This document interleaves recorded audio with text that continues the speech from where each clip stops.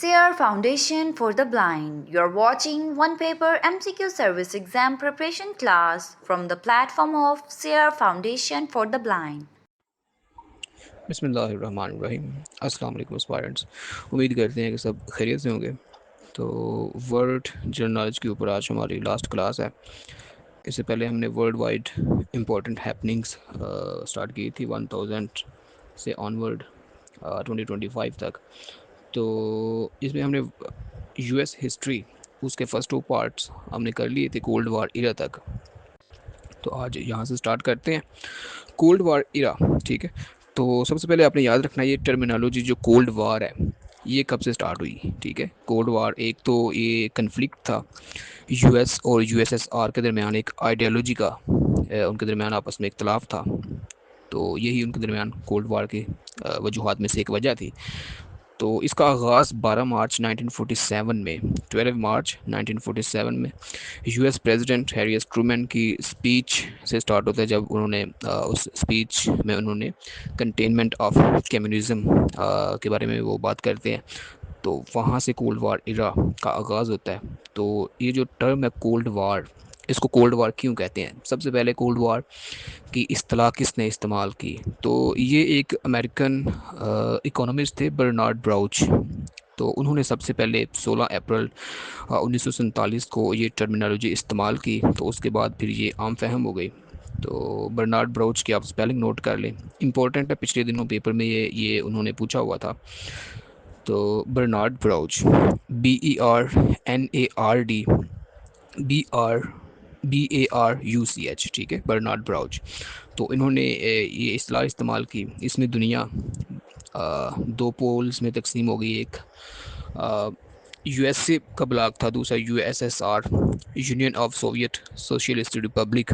तो उसके बाद फिर 1949 में नेटो वजूद में आती है।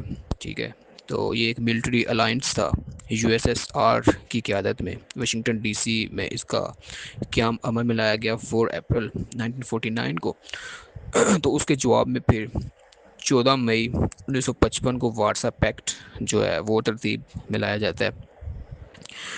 और cold war basically direct conflict नहीं था, ये एक तरह की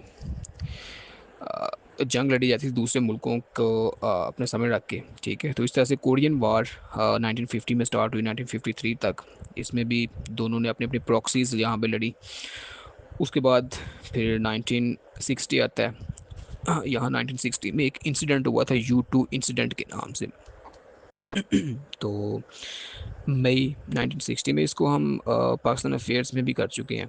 तो पाकिस्तान चूँकि उस वक्त अमेरिका का अलाई था, तो अमेरिका को यूएसएसआर की जासूसी के लिए एक पेशावर में बादाबार एयर बेस चाहिए थी, हमने उनको प्रोवाइड की। तो 1 मई 1960 को यहाँ से 2 जहाज़ उड़ते हैं जासूसी के लिए। तो बदकिस्मती से इन दोनों जहाज़ों को नीचे गिरा लिया जाता है, पायलट्स को ज़िंदा गिरफ़्तार कर लिया जाता है और मशहूर ये कर दिया जाता है कि पायलट्स दोनों जो है मारे गए हैं। तो इल्ज़ाम आता है पाकिस्तान पे, क्योंकि पायलट्स ने बता दिया था हम पाकिस्तान से उड़े हैं। तो पाकिस्तान कैटेगोरिकली इसको डिनाई कर देता है। अयूब खान की हुकूमत थी। तो लेकिन बाद में जब पायलट्स को पब्लिक किया जाता है तो पाकिस्तान की अच्छी खासी शर्मिंदगी होती है। तो पाकिस्तान और यूएसएसआर जंग के दहाने पे पहुंच जाते हैं। अयूब खान फिर भागदौड़ करते हैं और जंग टल जाती है किस तरह से। तो ये इंसिडेंट आपने याद रखना, पेपर में पूछा जाता है कि U2 इंसिडेंट जो है ये कब हुआ। तो ये 1960 में हुआ था। ठीक है, तो उसके बाद फिर 1961 में इजिप्ट के प्रेसिडेंट जमाल अब्दुल नासिर और इंडोनेशिया के प्रेसिडेंट अहमद सुइकार्नो और इंडिया के प्राइम मिनिस्टर जवाहरलाल नेहरू मिल के, और एक और प्रेसिडेंट थे, तो ये मिल के एक मूवमेंट का आगाज़ करते हैं, नॉन अलाइंड मूवमेंट 1961 में। ठीक है, तो इसका ये था कि दोनों ना यूएसए का साथ देंगे किसी जंग में, ना यूएसएसआर का साथ देंगी। ठीक है, तो आपको पता है फिर पाकिस्तान ने हवाना वाला जो इजलास था क्यूबा में जो हो रहा था 1979 को, तो नॉन अलाइंड मूवमेंट को ज्वाइन किया। तो इसमें जो आज मेंबर है 120 है। तो अच्छा, उसके बाद फिर क्यूबन मिसाइल क्राइसिस ये इंसिडेंट होता है 1962 में। ठीक है, तो होता ये है कि यूएसएसआर का एक अलाई कंट्री था और क्यूबा, ठीक है, जो बिल्कुल अमेरिका के बिल्कुल नीचे साथ है, फ्लोरिडा स्टेट से के साथ ही है, थोड़ा सा डिस्टेंस पे एक आइलैंड कंट्री है। क्यूबा, तो ये यूएसएसआर का अलाई था। तो यूएसएसआर अपने एटमी हथियार यहाँ पे नस्ब कर देता है क्यूबा में, और अमेरिका जो है इसके बदले में अपने हथियार टर्की में ला के नस्ब कर देता है। तो दुनिया एक एटमी जंग के दहाने पे खड़ी हो जाती है, ठीक है। तो इसके लिए फिर बड़ी कोशिशें की जाती हैं, सेंटी प्रिवेल करती है और जंग जो है वो रुक जाती है, जंग नहीं होती।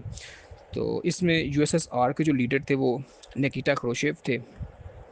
ये यूएसएसआर के प्रेसिडेंट थे। स्पेलिंग आप इनके लिख लें, NIKITAKHRUSHCHEV, ठीक है।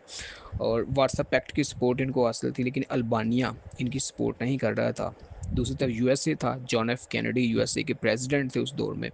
नेटो की सपोर्ट हासिल थी, लेकिन फ्रांस जो था वो इसमें इनके साथ नहीं था। तो इससे सेंटी प्रिवेल करती है और जंग से दुनिया बच जाती है। तो पूछता है कि क्यूबन मिसाइल क्राइसिस जो है ये कब हुआ, तो आपको याद है होना चाहिए कि ये 1962 में ये इंसिडेंट हुआ था, ठीक है। उसके बाद फिर 1963 में मार्टिन लूथर किंग जूनियर की स्पीच आती है। वो आपने पढ़ा होगा, एफएससी में भी उनकी शायद ये स्पीच है कि आई हैव अ ड्रीम के नाम से एक चैप्टर है। तो ये मार्टिन लूथर किंग जूनियर ने ये स्पीच कब डिलीवर की, ठीक है, ये पूछा जाता है। तो ये 1963 में ये उन्होंने स्पीच डिलीवर की थी, आई हैव अ ड्रीम, जिसमें वो आ, उनका ये ख्वाब था कि वाइट और ब्लैक पीपल जो इनके दरमियान जो डिस्क्रिमिनेशन है, एक रेशियल डिस्क्रिमिनेशन है, इसको ख़त्म किया जाए, और ब्लैक और वाइट एक दूसरे के क्लोज आएँ, ठीक है। तो एक इन्होंने इस तरह का वो ये स्पीच देते हैं 1963 में। और 1963 में ही अमेरिका के जो प्रेसिडेंट थे उस वक्त, जॉन एफ कैनेडी, उनको असैसिनेट कर दिया जाता है।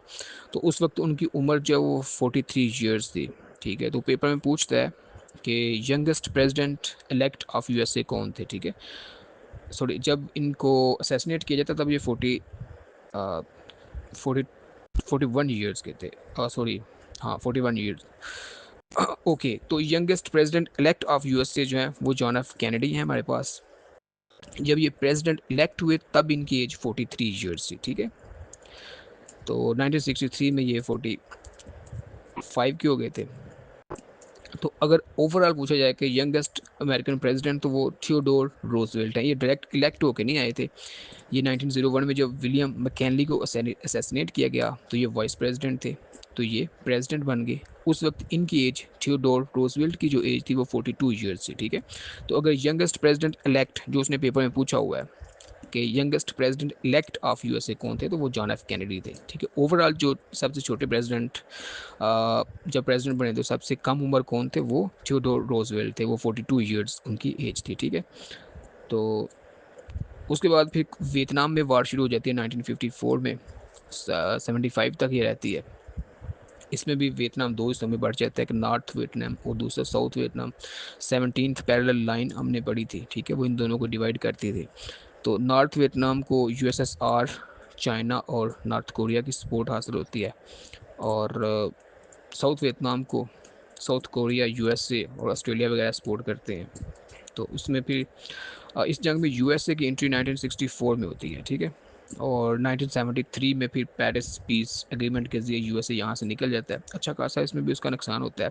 उसके तरीके हम इसमें अप्रॉक्सीमेटली 60,000 मिलिट्री ट्रूप्स जो हैं यूएसए के, इस जंग में वो काम आते हैं। तो ये जंग भी जो नॉर्थ वियतनाम में ये जंग जीत जाता है। तो उसके बाद फिर 1973 में यूएसए यहाँ से निकल जाता है। तो उसके बाद पूछता है कि वियतनाम की यूनिफिकेशन कब हुई, ठीक है। तो वियतनाम की यूनिफिकेशन 2 जुलाई 1976 को हुई, ठीक है। तो ये एक कंट्री बन गया दोबारा। और इससे पहले फिर 1974 में यूएसए में वाटर गेट स्कैंडल आता है। यूएस प्रेसिडेंट रिचर्ड निक्सन जो है उनको अपने अहदे से रिज़ाइन देना पड़ता है। तो ये पहले प्रेसिडेंट थे यूएस की हिस्ट्री में जो अपने अहदे से इस्तीफ़ा देते हैं। अपनी मुखालिफ पार्टी की टेप रिकॉर्ड करवाने पर इनको इस्तीफ़ा देना पड़ता है, ठीक है। तो उसके बाद फिर 1969 को अपोलो 2 मिशन जो है वो चांद पे लैंड करते हैं नील आर्मस्ट्रॉन्ग, ठीक है। अपोलो 2 मिशन जो है वो कामयाब होता है, और 20 जुलाई 1969 को नील आर्मस्ट्रॉन्ग और बुज अल्ड्रिन चांद के ऊपर कदम रखते हैं। और उसके बाद फिर 1979 1979 को यूएसएसआर जो है वो अफ़गानिस्तान के ऊपर अटैक कर देता है। तो अफ़गानिस्तान में भी यूएसएसआर और यूएसए यहाँ पे जंग लड़ी जाती है 1989 तक। तो इस दौरान यूएसए के जो प्रेसिडेंट थे वो जिमी कार्टर थे। और 1979 में ईरान में रेवोल्यूशन आता है। इमाम ख़मीनी ये इनकलाब लेकर आते हैं। इराक़ में वो बैठे होते हैं, वहाँ से वो लीड करते हैं। और 1979 में वो रज़ा शाह पहलवी जो ईरान के उस वक्त के बादशाह थे, उनकी हुकूमत को ख़त्म करके ईरान में इनकलाब लेकर आते हैं। तो यहाँ पे ईरान के कैपिटल सिटी तेहरान में अमेरिका का एक कौंसल खाना था, एक अमेरिकन कौंसलेट था, उसमें 52 अमेरिकन ऑफिशियल्स मौजूद होते हैं। तो 1980 में जो इमाम ख़मीनी के सपोर्टर्स थे वो उसको सीज कर लेते हैं, उसको घेर डाल लेते हैं उस कौंसल खाने को। और जो यहाँ पे मेंबर्स थे उनको वो डिटेन कर लेते हैं, ठीक है। और फिर वो तकरीबन 440 दिनों तक उनको डिटेन रखते हैं। तो इनको छुड़वाने के लिए अमेरिका एक ऑपरेशन लॉन्च करता है। आपने उस ऑपरेशन का नाम याद रखना है, ऑपरेशन ईगल क्लॉ के नाम से, ठीक है। ऑपरेशन ईगल क्लॉ, EAGLECLAW 1980 में ये लॉन्च किया जाता है। जिमी कार्टर इसको लॉन्च करवाते हैं, लेकिन ये ऑपरेशन फेल हो जाता है। तो इसकी वजह से फिर जिमी कार्टर को काफ़ी नुकसान होता है। उनका नेक्स्ट जो इलेक्शन आ रहा होता है उसमें उनको फिर शिकस्त होती है। तो उनकी जगह पे फिर रोनल्ड रेगन ये अमेरिका के नए प्रेसिडेंट बन के आते हैं। 1981 1989 तक ये रहते हैं। तो लेकिन ये जो होस्टेजेस थे ये 1981 में इनको छुड़वा लिया जाता है। रोनल्ड रेगन के हवाले से आप याद रखिएगा, ये प्रोफेशन के अतबार से एक एक्टर थे, ठीक है। उसके बाद फिर बुश सीनियर आते हैं 1989 में, जॉर्ज हर्बर्ट वाकर बुश। तो इनके दौर में गल्फ़ वार होती है, ठीक है। उसमें इराक़ ने जो कुवैत के ऊपर अटैक किया होता, वहाँ से फिर इराक़ी फ़ौजों का इनखला होता है। तो फर्स्ट गल्फ़ वार जो है वो 1991 में होती है। इनके बाद फिर अमेरिका के प्रेसिडेंट बिल क्लिंटन आते हैं 1993 टू 2001। इनके दौरान बिल क्लिंटन के दौर में अफ़गानिस्तान में तालिबान की हुकूमत कायम हो जाती है 1996 2001 तक। तो मुल्ला उमर इस वक्त इनके तालिबान के लीडर थे। तो आपने याद रखना है कि जो फर्स्ट गवर्नमेंट थी तालिबान की 1996 में जो आई थी, इसमें कुछ 3 कंट्रीज़ ने इसको एक्सेप्ट किया था। एक पाकिस्तान था, दूसरा यूएई और तीसरा सऊदी अरेबिया, ठीक है। तालिबान की पहली हुकूमत को पूरी दुनिया में सिर्फ इन 3 ममालिक ने ही एक्सेप्ट किया था। तो उसके बाद फिर बिल क्लिंटन के बाद जॉर्ज वाशिंगटन बुश आते हैं, बुश जूनियर 2001 से 2009 तक। इनके दौर में वर्ल्ड ट्रेड सेंटर का 9/11 का इंसिडेंट होता है, ठीक है, 11 सितंबर 2001 में। और इस इंसिडेंट में तकरीबन वर्ल्ड ट्रेड सेंटर में 3000 के करीब जो लोग हैं वो इस ओवरऑल इंसिडेंट में अपनी जानों से जाते हैं। अच्छा, आपने याद रखना है कि जो वर्ल्ड ट्रेड सेंटर है न्यूयॉर्क में, जब ये कोलैप्स कर जाते हैं तो उसकी जगह पे आज उस जगह को क्या कहते हैं, ये उसने पेपर में पूछा हुआ है। तो वर्ल्ड ट्रेड सेंटर की जो जगह थी ट्विन टावर्स की, उसको आज ग्राउंड ज़ीरो के नाम से याद किया जाता है, ठीक है। तो इसके जवाब में फिर अफ़गानिस्तान के ऊपर अमेरिका चढ़ाई करता है अपने अलाइज़ को साथ मिला के। 7 अक्टूबर 2001 को चढ़ाई कर दी जाती है, अफ़गानिस्तान में तालिबान की हुकूमत ख़त्म कर दी जाती है। और 15 अगस्त 2021 तक यहाँ पे अफ़गानिस्तान में यूएस की आर्मी यहाँ पे रहती है। उसके बाद फिर दोहा अकॉर्ड होता है 29 फरवरी 2020 को, फिर यहाँ से फ़ौजों का इनखला होता है। यूएस ने 2003 में इराक़ के ऊपर अटैक किया जाता है बुश जूनियर के दौर में। और फिर 2009 में इलेक्शन होते हैं 8 में, उसमें Barack Obama first black president बनते हैं, ठीक है। 2017 तक ये प्रेसिडेंट रहते हैं। इनके दौर में उसामा बिन लादेन को एबटाबाद में कत्ल किया जाता है। इनके बाद फिर अमेरिका के 45th प्रेसिडेंट डोनाल्ड ट्रंप आते हैं 2017 से 21 के दरमियान। तो अच्छा, उसके बाद फिर जो Biden 46th president democratic party से 2021 से 2024 तक आते हैं। और 2024 के इलेक्शन में 47th प्रेसिडेंट दोबारा हमारे पास डोनाल्ड ट्रंप आते हैं, कैमला हैरिस को शिकस्त देकर आते हैं। तो अमेरिका के नायब जो वाइस प्रेसिडेंट है जेडी वेंस, और 47th current president Donald Trump. अच्छा, आप देखते हैं कि यूएस में अमेरिकन इलेक्शन किस तरह से होता है। अमेरिका के इलेक्शन में ये इनके 2 हाउसेज़ हैं कांग्रेस में, एक हाउस ऑफ रिप्रेजेंटेटिव है और दूसरा इसका सेनेट होता है। हाउस ऑफ रिप्रेजेंटेटिव में इसके 435 मेंबर्स होते हैं और सेनेट में इसके 100 मेंबर्स होते हैं। टोटल 535 मेंबर्स हैं। और इसके 3 फेडरल एरियाज़ हैं, ठीक है। एक गुआम है, GUAM, दूसरा प्योर्टो रिको है, ठीक है, और तीसरा वाशिंगटन डीसी है, ठीक है। इन तीनों को साथ मिलाया जाए तो टोटल ये 538 हो जाते हैं, ठीक है। और इनमें से 270 वोट जीत के लिए चाहिए होते हैं। तो इलेक्शन यूएसए में हर 4 साल बाद नवंबर के पहले हफ्ते यानी कि 2 से 8 नवंबर के दरमियान होते हैं, और जो प्रेसिडेंट इलेक्ट होते हैं वो नेक्स्ट ईयर 20 जनवरी को अपने अहदे का हलफ उठाते हैं, ठीक है। तो 20 जनवरी 2025 से यूएस के 47वें प्रेसिडेंट डोनाल्ड ट्रंप और वाइस प्रेसिडेंट जेडी वैंस अपने अपने अहदों पर विराजमान है। ओके जी, तो ये थी हमारे पास history of United States of America. उसके बाद जो ग्लोबल इवेंट रहता है वो यूएस की रेवोल्यूशन के बाद अ, हमारे पास है फ्रेंच रेवोल्यूशन, ठीक है। तो फ्रेंच रेवोल्यूशन जो है ये 1789 में स्टार्ट होता है और 1799 तक ये रहता है। तो जब 1799 एडी में ये शुरू होता है, उस वक्त फ्रांस में जो किंग थे, आपने उनका नाम याद रखना है, किंग लॉइस 16, ठीक है, किंग लॉइस 16। इसका स्पेलिंग आप नोट कर लें, LOUIS, लॉइस 16, ये किंग के उस वक्त फ्रांस के।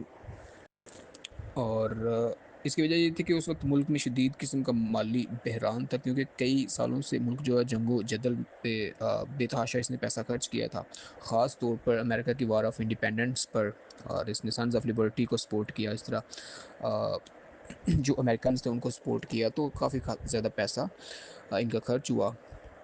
तो उस दौर में फ्रांस जो वो 3 माशरों में, 3 तबकों में बटा हुआ था। पहला तबका, इसको फर्स्ट इस्टेट कहते थे। फर्स्ट इस्टेट में क्लर्जी शामिल थी, पादरी, चर्च के लोग। दूसरा जो सेकंड इस्टेट थी, इसमें नोबिलिटी थी, नोबिलिटी में उमरा और जागीरदार तमाम शामिल थे। तीसरा तबका जो थर्ड इस्टेट थी वो कॉमनर्स में थी, ठीक है, आम लोग, किसान, मजदूर, ताजिर वगैरह, ये कॉमनर्स में थे। तो इसमें जो पहले और दूसरे तबके के लोग थे, यानी जो नोबिलिटी और क्लर्जी थी, इनको टैक्स नहीं देना पड़ता था। टैक्स सारे का सारा जो है वो कॉमनर्स ने देना होता था, ठीक है। तो इस तरह से एक तो मुल्क में वैसे पैसा कम था, तो टैक्स भी सारे का सारा जो कॉमनर्स ने देना है। तो इसमें मुल्क में खुराक की शदीद किल्लत हो जाती है, महंगाई, गुर्बत, नाइंसाफ़ी, अवाम में गम गुस्सा जो है वो पाया जाता है। तो इस वक्त इनकी जो क्वीन थी, उसको, क्योंकि अवाम के साथ तो इनका कोई इतना ज़्यादा लिंक नहीं था कॉमनर के साथ, तो जब उनको पता चलता है कि अवाम के पास रोटी नहीं है तो कहती है वो ब्रेड खा लो, रोटी नहीं है तो आप ब्रेड खाओ। तो इस तरह का उनको ये सीन था। तो अच्छा, आपने ये याद रखना है कि उस वक्त जो फ्रेंच रेवोल्यूशन था उसका मोटो क्या था, उसका नारा क्या था। तो उसका नारा था लिबर्टी, इक्वलिटी एंड फ्रेटर्निटी, ठीक है, लिबर्टी, इक्वलिटी एंड फ्रेटर्निटी, अवामी आज़ादी, बराबरी और भाईचारा, ये नारा था उनका कॉमनर्स का। तो इसमें 1789 में स्टेट्स जनरल की मीटिंग थी। तो इसमें किंग जो थे लुई 16, इसमें माली बहरान हल करने के लिए तीनों तबकों की मीटिंग बुलाई। तो जो इसमें कॉमनर्स थे वो अपने हकूक़ के लिए अलग हो जाते हैं और ख़ुद को इन्होंने नेशनल असम्बली डिक्लेयर कर दिया, ठीक है। और फिर 20 जून 1789 को टेनिस कोर्ट ओथ होता है, ठीक है, ये डेट आपने याद रखनी है, 20 जून 1789, टेनिस कोर्ट ओथ, ठीक है। इसमें कौमी असम्बली के जो अरकान थे वो हलफ उठाते हैं कि नया आइन बनने तक पीछे नहीं हटेंगे, ठीक है, तो अपने हकूक़ लिए बगैर पीछे नहीं हटेंगे। फिर 14 जुलाई 1789 को स्टॉर्मिंग ऑफ द बेस्टाइल, ठीक है, स्टॉर्मिंग ऑफ द बेस्टाइल यानी कि बेस्टाइल का जो किला था उस पर हमला किया जाता है, BASTILLE, ठीक है। अवाम ने पेरिस के एक ये कैद खाना था बेस्टाइल, इस पर हमला करके इसको तबाह कर देते हैं। तो इस डेट को समझा जाता है कि इनकलाब का आगाज़, ठीक है। तो उसके बाद फिर 1789 को जो फ्यूडलिज़म था उसको अबॉलिश कर लिया जाता है और कौमी असम्बली जागीरदारी को ख़त्म कर देती है और तमाम शहरियों को बराबरी के हकूक़ फ्राहम कर दिए जाते हैं। और 1789 को declaration of the right of the man end of the citizen, ठीक है, एक तारीखी दस्तावेज़ जिसमें आज़ादी, बराबरी और कानून के सामने मसावात का ऐलान किया जाता है। और उसके बाद भी 1791 में कॉन्स्टिट्यूशन जो है वो बनाया जाता है। इसमें किंग की जो ताकत थी उसको महदूद कर दिया जाता है और एक आइनी बादशाहत जो है वो कायम कर दी जाती है। फिर 1792 में बादशाह को गिरफ़्तार कर लिया जाता है, तो कंट्री को रिपब्लिक डिक्लेयर कर दिया जाता है। तो इसमें जो लुई 16 थे उनको गिरफ़्तार कर लिया जाता है और लुई 16 और इनकी जो मलका थी उसका नाम था क्वीन मैरी एंटिनोटी, ठीक है, ये इसका नाम आपने याद रखना है, क्वीन मैरी एंटोनियत, ठीक है, इसका स्पेलिंग आप लिख लें, ANTOINETTE, एंतवानियत, ठीक है। इसको गुलोटिन के ज़रिए सज़ाए मौत दे दी जाती है दोनों को 1793 को, ठीक है। और फिर 1973 टू 1793 टू 94 जो है इसको रेन ऑफ टेरर कहा जाता है। मैक्सिमिलियन रोबेस्पियर, ठीक है, ये एक लीडर था। इसकी क़यादत में हज़ारों लोग जो उस दौर के अरिस्टोक्रेट थे, ठीक है, जो लोगों पे जुल्म ढाते थे, उनको गुलोटिन के ज़रिए से बिहेडेड कर दिया जाता है, उनके सर उतार दिए जाते हैं। तो मैक्सिमिलियन रोबेस्पियर ये एक इनका मेजर लीडर था। इसकी स्पेलिंग आप नोट कर लें, MEXIMILIEN, मैक्सिमिलियन, ROBESPIERRE, रोबेस्पियर, ठीक है। तो उसके बाद फिर 1795 को एक नया आइन और डायरेक्टरी हुकूमत आती है, लेकिन मुल्क में सियासी अदम इस्तेकाम जारी रहता है। फिर 1795 को अच्छा 1799 को नेपोलियन बोनापार्ट जब वो इक़्तिदार पे कब्ज़ा कर लेते हैं बगावत करके, और इनकलाब का इस तरह ख़ात्मा होता है। तो नेपोलियन बोनापार्ट की पैदाइश 15 अगस्त 1769 को जज़ीरा कोर्सिका में होती है, ठीक है। तो एक दरमियाने तबके का ये ख़ानदान से ताल्लुक़ रखता था, लेकिन मिलिट्री स्ट्रेटजी में ये एक माहिर बंदा था। तो 1793 को टोलोन की फ़तह में अहम किरदार अदा करते हैं। 1795 में पेरिस में बगावत का ख़ात्मा करते हैं। तो इस तरह हुकूमत इनका एतमाद जीत जाती है। और 1797 में इटालियन कैंपेन में ये फ़ौज की क़यादत करते हैं, ऑस्ट्रिया को शिकस्त देते हैं और एक अजीम कमांडर के तौर पे इसको सामने आता है। फिर 1799 में इनको इजिप्शियन कैंपेन पे भेजा जाता है। तो फिर 1799 में ही ये कोप ऑफ ब्रोमेयर, ठीक है, कोप ऑफ ब्रोमेयर कर के हुकूमत का तख्ता उल्ट देते हैं और फ्रांस का पहला काउंसिल बन जाता है, ठीक है, फर्स्ट काउंसिल ऑफ फ्रांस, ठीक है, नेपोलियन बोनापार्ट। तो ये जो कोप हुआ था इसका नाम था कोप 18 कोप ऑफ ब्रोमेयर, ठीक है, BRUMAIRE। तो उसके बाद ये पहला फर्स्ट काउंसिल ऑफ फ्रांस बन जाते हैं। फिर 1804 में ये जो नेपोलियन बोनापार्ट थे ये ख़ुद को एम्परर ऑफ फ्रेंच डिक्लेयर कर देते हैं 1804 में, और यूरोप में अपनी सल्तनत को बढ़ाना शुरू कर देते हैं। उसके बाद नेपोलियनिक वार्स शुरू हो जाती हैं, 1803 टू 1815 तक जारी रहती हैं। इसमें जो मशहूर जंगें हैं इसमें बैटल ऑफ ऑस्टरलिट्ज़, ठीक है, बैटल ऑफ ऑस्टरलिट्ज़ AUSTERLITZ, ठीक है, इसमें ऑस्ट्रिया और रूस को नेपोलियन शिकस्त देता है। नेक्स्ट है बैटल ऑफ जीना आवर्स्टेस्ट, ठीक है, इसमें प्रोशिया को शिकस्त दी जाती है। प्रोशिया उस वक्त सेंट्रल यूरोप की एक बड़ी ताकत थी, ठीक है।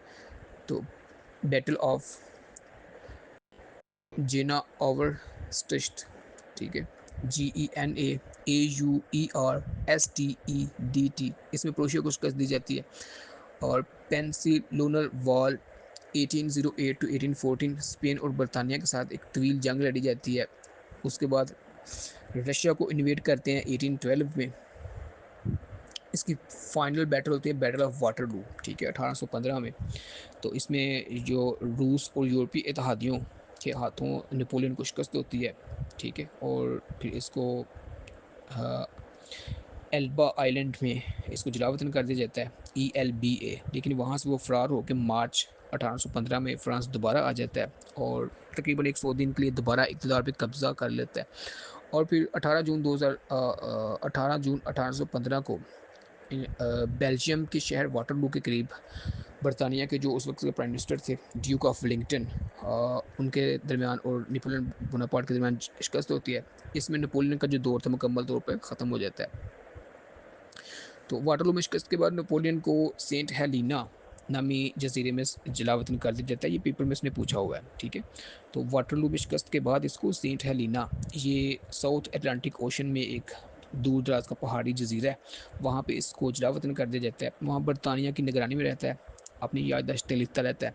फिर 5 मई 1821 को 51 ईयर्स इसकी उम्र थी, इसमें इसकी मौत होती है। और कहते हैं कि स्टोमिक कि कैंसर की वजह से इसकी डेथ होती है। तो 5 मई 1821 को नेपोलियन बोनापार्ट की वफ़ात होती है।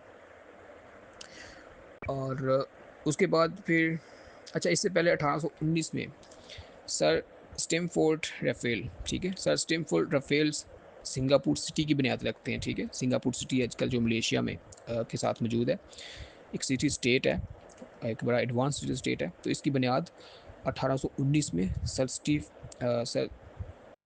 स्टैमफोर्ड रफेल्स ने रखी, ठीक है। STAMFORD RAFFLES। और 1821 में ही मैक्सिको जो कंट्री है वो आज़ाद होता है, स्पेन से आज़ादी हासिल करता है। 1822 में ब्राज़ील जो है वो पुर्तगाल से आज़ादी हासिल करता है। 1830 में फ्रांस में एक जुलाई रेवोल्यूशन के नाम से एक इनकलाब आता है। इसमें किंग जो था वो चेंज किया गया था। किंग चार्ल्स 10 जो थे उनका तख्ता उल्ट कर लुइस फिलिप को बादशाह बना दिया गया। 1837 इम्पोर्टेंट डेट है। क्वीन विक्टोरिया का जो है दौर शुरू होता है, rain of queen Victoria of great Britain. तो 1901 तक इनका दौर जो है वो जारी रहता है। उसके बाद अच्छा, 1853 से 1856 के दरमियान क्रीमियन वॉर लड़ी जाती है। उसने पेपर में पूछा हुआ है ये क्रीमियन वॉर कब लड़ी गई। 1856 से 1853 से 1856 के दरमियान। तो ये जंग जो है रशिया, बरतानिया, फ्रांस और ओटोमन अम्पायर के दरमियान लड़ी गई, ठीक है। और उसके बाद 1857 इंडियन वॉर ऑफ इंडिपेंडेंस, ठीक है। ब्रिटिश ईस्ट इंडिया कंपनी का जो यहाँ पे राज था वो डायरेक्ट बरतानिया के मातहत चला जाता है। और 1861 टू 65 अमेरिकन सिविल वॉर हम पढ़ चुके हैं। और 1867 इंपॉर्टेंट डेट है, फॉर्मेशन ऑफ कनाडा, ठीक है। तो इसमें बरतानिया ने कनाडा को डोमिनियन का दर्जा दे दिया 1867 में, जिससे एक नीम खुद मुख्तार मुल्क बन गया, ठीक है। और फिर 1871 में फ्रैंको प्रूशियन वार होती है, ठीक है। जर्मनी के इतिहाद के लिए एक अहम जंग थी, जिसमें ओटो वॉन बिस्मार्क, जिसको आयरन मैन भी कहते हैं, ओटो वॉन बिस्मार्क BISMARC, ठीक है, ये फ्रांस को शिकस्त देते हैं इसमें। और जर्मन एम्पायर का आगाज़ होता है यहाँ से 1871 से, ठीक है। और फिर 1876 में हम पढ़ चुके हैं अलेक्जेंडर ग्राहम बेल ने टेलीफोन ईजाद किया। और फिर 1885 में बर्लिन कॉन्फ्रेंस होती है, ठीक है। यूरोपीय ताकतें अफ्रीका की तकसीम के लिए एक मंसूबा बनाते हैं, तो इसको बर्लिन कॉन्फ्रेंस कहते हैं 1885 में। 1894 और 95 के दरमियान फर्स्ट साइनो जैपनीज़ वार होती है, चीन और जापान की जंग होती है, जिसमें जापान चीन को शिकस्त देकर कोरिया और ताइवान के जो इलाके हैं उनका कंट्रोल हासिल कर लेता है। 1898 में स्पेनिश अमेरिकन वार होती है, हम पढ़ चुके हैं इसमें। गुआम और पोर्टो रिको पे अमेरिका का कब्ज़ा हो जाता है। उसके बाद 1900 में बॉक्सर रिबिलियन होता है, ठीक है, BOXER बॉक्सर रिबिलियन। चीन में गैर मुल्की असरात और साई मशीनरी के ख़िलाफ़ अवामी बगावत, ठीक है, तो इसको बॉक्सर रिबिलियन कहते हैं। उसके बाद फिर 1901 में क्वीन विक्टोरिया की डेथ होती है। और फिर 1903 में first flight by Wilbur Wright, ठीक है, ओलिवर राइटर विल्बर राइट, जो फर्स्ट इनकी फ़्लाइट होती है, एयरप्लेन बनाते हैं ये, दुनिया का पहला हवाई जहाज़ कामयाबी से उड़ाते हैं। उसके बाद 1904 और 5 के दरमियान रशो जैपनीज़ वार होती है, ठीक है। इसमें जापान रूस को शिकस्त देता है और एशिया की पहली बड़ी मिलिट्री ये इनकी विक्ट्री होती है। और फिर 1911 आ जाता है, end of Qing dynasty. China में क्विंग डेनेस्टी का ख़ात्मा होता है और सन यातसिन सल्तनत के पहले बादशाह बनते हैं, और पहले प्रेसिडेंट बनते हैं रिपब्लिक ऑफ चाइना के। उसके बाद 1914 से 18 के दरमियान वर्ल्ड वार 1 स्टार्ट होती है, इसके बारे में हम पढ़ चुके हैं। और इसमें जो अलाइड पावर्स थी वर्ल्ड वार 1 में, एक तरफ अलाइड पावर्स होती हैं, दूसरी तरफ सेंट्रल पावर्स होती हैं। अलाइड पावर्स में ग्रेट ब्रिटेन था, फ्रांस था, बोस्निया, इटली, और बाद में 1917 में USA भी इसमें ऐड होता है। और सेंट्रल पावर्स में ऑस्ट्रिया थी, ओटोमन अम्पायर थी और जर्मनी शामिल थी, ठीक है। तो ये जंग शुरू होती है arc Duke Ferdinand French Ferdinand के मर्डर के ऊपर, ठीक है, उसकी असैसिनेशन होती है। तो उसके बाद बोस्निया में ये उनकी असैसिनेशन होती है, तो उसके बाद वर्ल्ड वार 1 स्टार्ट हो जाती है। तो अच्छा, वर्ल्ड वॉर वन में अमेरिका ने 1917 में इसको ज्वाइन किया, हम पढ़ चुके हैं, ठीक है। अमेरिका के कुछ बड़े जहाज़ आ रहे होते हैं, जर्मनी ये समझता है कि ये असला आ रहा है उनकी मदद के लिए, तो जर्मनी अटैक करके अमेरिका के जहाज़ों को ख़त्म कर देता है। इस तरह से यूएसए जो है वो जंग में कूद पड़ता है और जंग का पांसा इससे पलट जाता है। तो इसमें अलाइड पावर्स को फ़तह हासिल होती है। तो इस जंग के बाद फिर एक बेल्फोर डिक्लेरेशन किया जाता है। बेल्फोर डिक्लेरेशन इंपॉर्टेंट डिक्लेरेशन है 1917 में। तो क्योंकि जंग से पहले यहूदियों को फ़लस्तीन में दाखिल नहीं होने दिया जाता था, और यहूदी उस्मानी तुर्कों को ये ऑफ़र करते हैं कि जंग में इनका साथ दें तो उनको फ़लस्तीन में रहने की इजाज़त दे दी जाए। लेकिन उस्मानी तुर्कों ने इनकी ऑफ़र को ठुकरा दिया, तो वो बरतानिया चले गए। वहाँ पर भी उन्होंने ये बात की, तो बरतानिया ने इनकी इस ऑफ़र को तस्लीम कर लिया और जंग अज़ीम अव्वल के आखिर में इनको फ़लस्तीन में रहने की इजाज़त दे दी गई। फिर उसके बाद 14 मई 1948 में यहूदी इसराइल को एक स्टेट बनाने में कामयाब हो जाते हैं। तो ये बेल्फोर डिक्लेरेशन में इनको इजाज़त दी गई थी कि वो उस इलाके में, फ़लस्तीन के इलाके में वो अपनी रहाइश इख्तियार कर सकते हैं। उसके बाद फिर ट्रीटी ऑफ वर्सलिस होती है 28 जून 1919 को, ठीक है। वर्सलिस एक पेरिस में एक जगह का नाम है, VERSAILLES, वर्सलिस। तो इस जंग में, इस मादे में जर्मनी के ऊपर जुर्माने आयद किए जाते हैं, ठीक है। जर्मनी को इसमें फ़रीक भी नहीं बनने दिया जाता, और इसको बाद ये जो ये एग्रीमेंट थे उसको मानने पे मजबूर किया जाता है, और जर्मनी ने जिन इलाकों पे कब्ज़ा किया होता है इनको आज़ाद कर दिया जाता है, और जर्मनी को बेसिकली कर्ज़ों में जकड़ लिया जाता है। इसको आर्मी रखने की भी इजाज़त नहीं थी, तो इस तरह उसको मुकम्मल तौर पे उसके जो है वो दांत निकाल लिए जाते हैं। उसके बाद फिर 10 अगस्त 1920 को ट्रीटी ऑफ सेवर्स आती है, ठीक है। ये सेवर्स जो है अलाइड पावर्स और ओटोमन अम्पायर के दरमियान ये ट्रीटी ऑफ सेवर्स होती है। इसमें ओटोमन अम्पायर के मुख्तलिफ हिस्सों पर बरतानिया, फ्रांस, इटली और ग्रीक कब्ज़ा कर लेता है। तो एक किस्म की ये सीरीज़ थी मौदों की जो सेंट्रल पावर्स ने साइन किए जंग हारने के बाद। तो उसके बाद फिर 1919 में इंटरनेशनल लेबर ऑर्गेनाइजेशन का वजूद अमल में आता है। 1920 में 10 जनवरी 1920 में लीग ऑफ नेशन बनाई जाती है पीस के लिए। विड्रो विल्सन को इसके बाद फिर अमन का नोबेल प्राइज़ भी दिया जाता है। उसके बाद ट्रीटी ऑफ लुज़ान आती है 24 जुलाई 1923 को, ठीक है। LAUSANNE। तो इसमें तुर्की के ऊपर पाबंदियाँ लगाई जाती हैं कि वो खिलाफत को ख़त्म करेगा, 100 साल तक अपनी ज़मीन से मादनियत वगैरह नहीं निकाल सकता। तो इस तरह की उसके ऊपर पाबंदियाँ लगाई जाती हैं, ठीक है। तो ये अतातुर्क मुस्तफ़ा कमाल अतातुर्क और अलाइड पावर्स के दरमियान ये ट्रीटी होती है, ठीक है। और इसमें बासफोर्स की ट्रेड जो है उसको इंटरनेशनलाइज़ कर दिया जाता है कि यानी तुर्की वहाँ से गुजरने वाले जो भी जितने भी शिप्स होंगे उनसे टैक्स वगैरह वसूल नहीं करेगा। तो ये ट्रीटी जो है 24 जुलाई 1923 में साइन की जाती है। अच्छा, इससे पहले 1917 में रशिया में भी रेवोल्यूशन आता है। इसको बोल्शेविक रेवोल्यूशन कहते हैं, ठीक है। बोल्शेविक पार्टी थी व्लादिमीर लेनिन की, तो ये इनकलाब लेके आती है, BOLSHEVIK, बोल्शेविक रेवोल्यूशन, ठीक है। इसमें जो ज़ारिस्ट मोनार्की थी, यानी कि ज़ार शाही ख़ानदान की मोनार्की थी, उनको ख़त्म किया जाता है, और व्लादिमीर लेनिन की क़यादत में रशिया में इनकलाब आता है। और फिर उसके बाद 1922 में इटली में फ़ाशिज़्म जो है वो उसका अरूज आता है, ठीक है। और बेंतो मुसोलिनी जो है वो फ़ाशिस्ट रिजीम जो है इसको परवान चढ़ाते हैं। और उसके बाद 1929 में ग्रेट डिप्रेशन आता है, ठीक है। 1938 तक 1939 तक ये रहता है। मार्केट्स जो है वो स्टॉक मार्केट क्रैश कर जाती हैं। और उसके बाद 1931 में जापान जो है वो चाइना के ऊपर दोबारा हमला करता है और चाइना का मंचूरिया का जो इलाका है उसके ऊपर कब्ज़ा कर लेता है, ठीक है। तो 1931 में जापान मंचूरिया इलाका जो है वो चाइना के नॉर्थ ईस्टर्न साइड पे इलाका है, तो ये काफ़ी बड़ा इलाका है। उसके ऊपर भी उस वक्त जापान कब्ज़ा कर लेता है। इसके बाद 1933 में हिटलर जो है वो जर्मनी का चांसलर बन जाता है, और नाज़ी पार्टी इक़्तिदार में आ जाती है। इसके साथ-साथ जर्मनी जो है वो आस्ते-आस्ते राइज़ करना शुरू हो जाता है। उसके बाद 1936 से 39 के दरमियान स्पेनिश सिविल वॉर होती है, ठीक है। तो उसके बाद इससे पहले 1937 में सेकंड साइनो जापानीज़ वॉर लड़ी जाती है, ठीक है। इसमें नानजिंग मैसेकर बहुत मशहूर है, इसमें हज़ारों के करीब जो है वो चीनी शहरी जो है वो उसमें कत्ल कर दिए जाते हैं।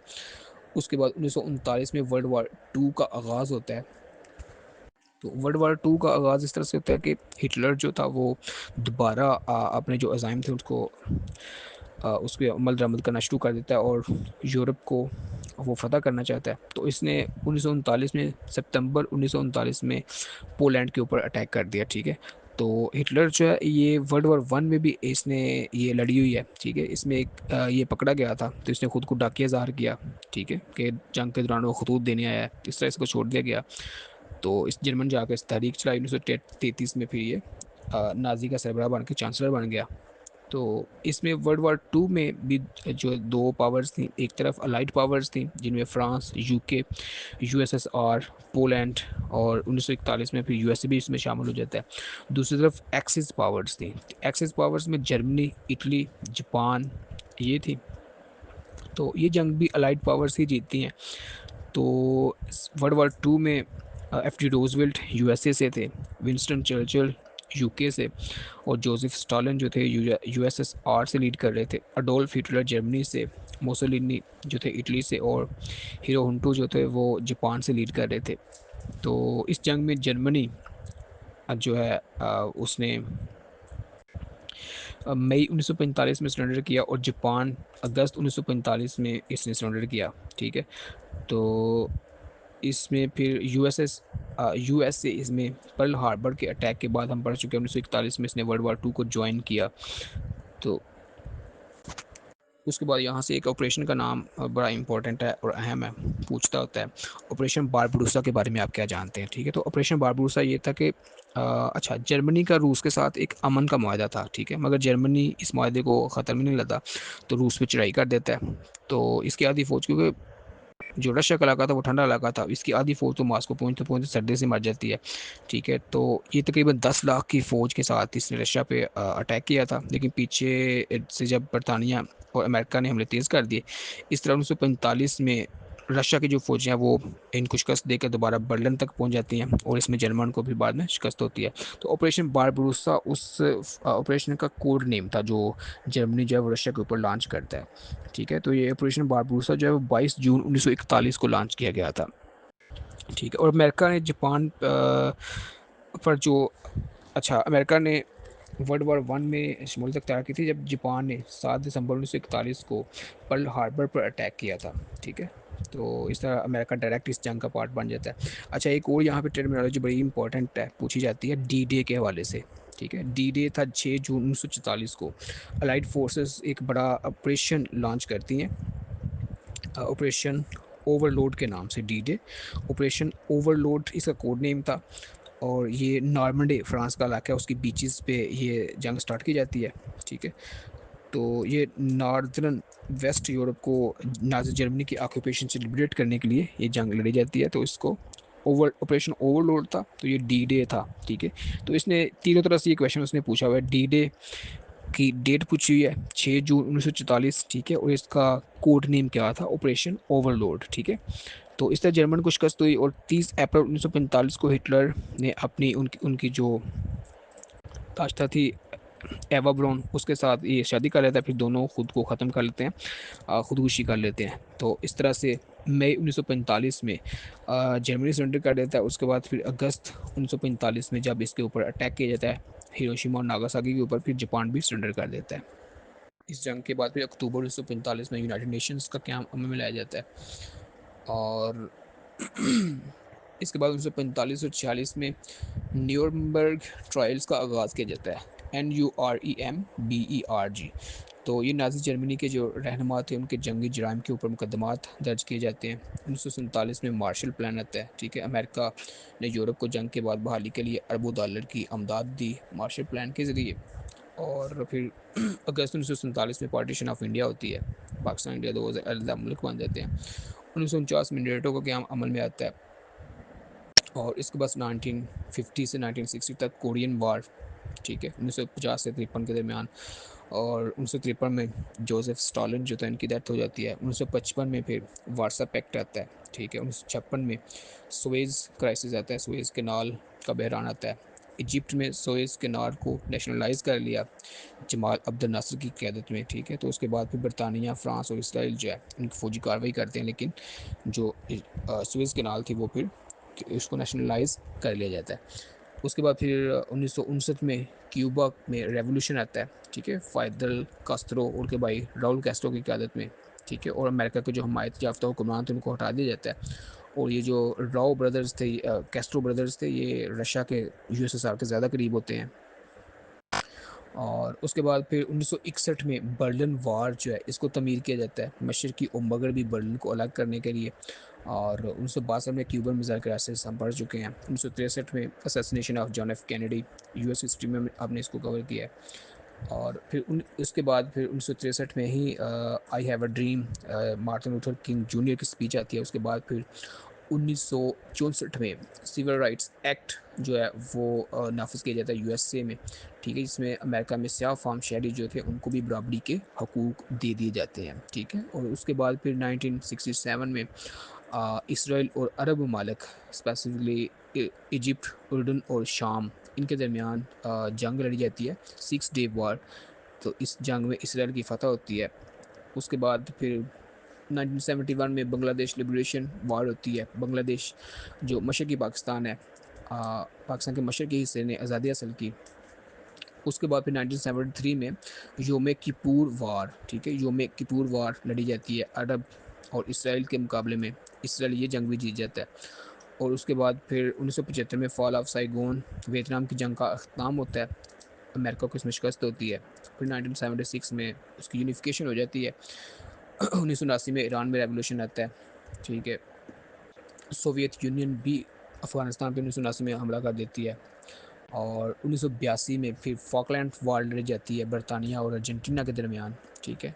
अर्जेंटीना और बरतानिया के दरमियान ये साउथ अटलांटिक ओशन में फॉकलैंड आइलैंड्स हैं, इसके ऊपर जंग लड़ी जाती है।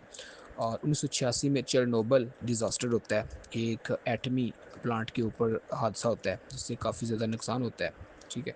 और उसके बाद फिर 1999 में फॉल ऑफ बर्लिन वॉल, ठीक है, बर्लिन वॉल जो थी उसको गिरा दिया जाता है। 1999 में ही चाइना में तियानअनमेन स्क्वायर प्रोटेस्ट होते हैं, ठीक है, TIANANMEN, ठीक है। 1999 में ये अमन के लिए और जमहूरियत के लिए तहरीक चलाई जाती है। तो इसके बारे में उसने पेपर में पूछा हुआ है कि तियानअनमेन जो स्क्वायर प्रोटेस्ट है ये कब ये हुए, ये 1989 में हुए, ठीक है। तो उसके बाद फिर यूएसएसआर की डिसइंटीग्रेशन होती है। यूएसएसआर जब टूटता है तो इससे 15 मुख्तलिफ कंट्रियाँ जो हैं वो वजूद में आती हैं, ठीक है। तो लास्ट जो इसके रूलर थे वो मिखाइल गोर्बाचोव थे, यूएसएसआर के लास्ट लीडर, ठीक है। तो यूएसएसआर के प्रेसिडेंट जी रहते हैं 25 दिसंबर 1991 को। ये जो है यूएसएसआर ये बाकायदा तौर पे इसको डिज़ोल्व कर दिया जाता है, ठीक है। तो इससे जो पहली स्टेट इसे आज़ाद हुई उसका नाम इस्टोनिया था, ठीक है। Estonia was the first republic to declare independence, ठीक है, स्टेट सॉवरेनिटी ऑन 16 नवंबर। अच्छा, इसने स्टेट सॉवरेनिटी सबसे पहले हासिल कर थी एस्टोनिया ने 16 नवंबर 1988 को, ठीक है। तो Lithuania first republic to declare full independence, ठीक है, फुल इंडिपेंडेंस लिथुआनिया ने इसने हासिल की थी एक्ट ऑफ 11 मार्च 1990 को। और जॉर्जिया दूसरी कंट्री थी जो इससे लिबरेट हुई, ठीक है। तो इससे टोटल 15 कंट्रीज़ जो थी वो वजूद में आती हैं यूएसएसआर की डिसइंटीग्रेशन होने के बाद। इसके बाद फिर 1991 में गल्फ़ वार होती है, इसमें इराक जो है वो कुवैत के ऊपर हमला कर देता है। फिर हाँ, उसके बाद फिर इसको ख़त्म करने के लिए अमेरिका जो है इसकी मदद करता है और जो इराकी फ़ौजें हैं उनको कुवैत से निकाल दिया जाता है 1991 में। तो इसको गल्फ़ वार कहते हैं। उसके बाद ओके, उसके बाद 9/11 आ जाता है, ठीक है। 9/11 का इंसिडेंट 2001 में, फिर अफ़गानिस्तान में 2001 से 2021 तक की जंग लड़ी जाती है। इराक वार 2003 में स्टार्ट की जाती है, ठीक है। और इसके बाद ग्लोबल फाइनेंशियल क्राइसिस जिसको ग्लोबल रिसेशन भी कहते हैं 2008 में आता है। और 2010 से 12 के दरमियान अरब स्प्रिंग शुरू हो जाता है नॉर्दर्न अफ्रीकन कंट्रीज़ और अरब। उसके बाद 2011 में सीरियन सिविल वार स्टार्ट होती है। 2016 में ब्रेक्सिट का रेफरेंडम होता है इंग्लैंड में, ठीक है। डोनाल्ड ट्रंप 2016 में प्रेसिडेंट बनते हैं, 2019 से 22 के दरमियान कोविड-19 आ जाता है, और फिर 2021 में यूएस कैपिटल पे अटैक होता है। रशियन यूक्रेन वार 2022 में स्टार्ट होती है, अभी तक जारी है, ठीक है। 2022 में ही क्वीन एलिजाबेथ की डेथ हो जाती है, और तुर्किया में अर्थक्वेक आता है 2023 में, और 2020 के बाद 2020 के बाद ये आर्टिफिशियल इंटेलिजेंस का बूम होता है। तो ये था हमारे पास ग्लोबल हैपनिंग्स वर्ल्ड वाइड 1000 से लेके 1025 तक के जो अहम वाक़यात थे वो हमने डिस्कस किए। तो आज की क्लास यहीं तक है। ओके जी, अल्लाह हाफिज़। सीयर फाउंडेशन फॉर द ब्लाइंड नाबीना अफराद की जदोजहद का मरकज़। बेशक इंसान के लिए वही है जिसकी वो कोशिश करता है। सूरह अन-नजम आयत 39। हम जदीद महारतें सीख कर बाइज़्ज़त कारोबार और रोज़गार हासिल करके कौम की माशी बहाली का हिस्सा बनेंगे। सीयर फाउंडेशन के बारे में मालूमात हासिल करने के लिए विज़िट कीजिए हमारी वेबसाइट www.blindseer.org blindseer.org। हमसे रब्ता कायम करने के लिए contact@blindseer.org पर मेल कीजिए या फिर हमारे व्हाट्सएप नंबर 0370 530 7085 पर वॉइस या टेक्स्ट मैसेज सेंड कीजिए।